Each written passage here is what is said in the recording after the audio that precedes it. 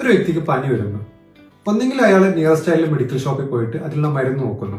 അതല്ല എന്നുണ്ടെങ്കിൽ അയാൾ ഏതെങ്കിലും ഒരു ഡോക്ടറെ കണ്ടിട്ട് ആ ഡോക്ടർ പറയുന്ന പ്രകാരമുള്ള മരുന്ന് വാങ്ങിക്കുന്നു.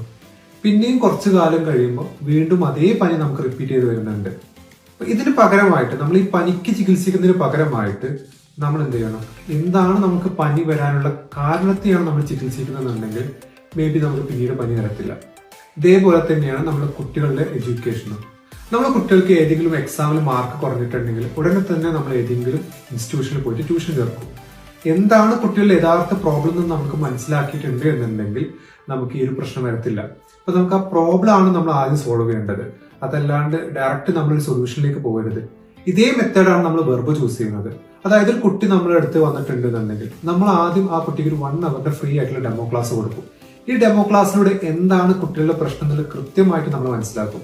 ആൾക്ക് വേറെ എന്തെങ്കിലും പ്രശ്നംസ് ഉണ്ട് എന്നുണ്ടെങ്കിൽ ആ പ്രോബ്ലംസ് ആയിരിക്കും നമ്മൾ ആദ്യം സോൾവ് ചെയ്യുന്നുണ്ടാവുക.